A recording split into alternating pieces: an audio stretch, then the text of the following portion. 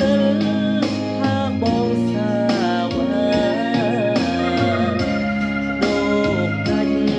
ស្លាប់នោះមិនអោយអ្នកណាយកស្រស់ជីវាចេញពីទ្រូងបងសាតមាត់គេចង់បំភ្លៃទាំងនឹងថាថ្លៃតាមពិតរូបស្រីជាគូស្នេហ៍បងមេបានឹងតាក្របីជាសាំងស្អីផង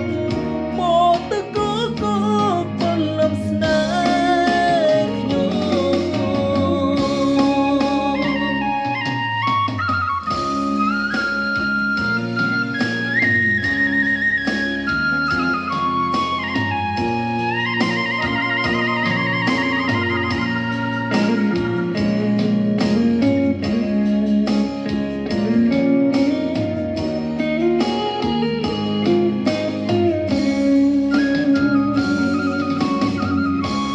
ជួបភ្នំ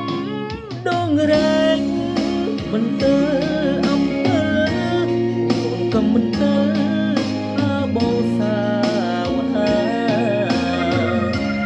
ដូកដាច់ស្លាប់នោះមិនអោយអ្នកណាយកស្រស់ជីវាចេញ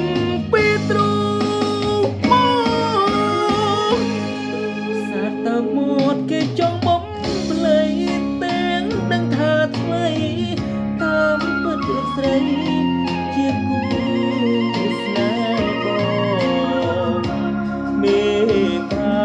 នឹងតាក្របីជាសាំងស្អី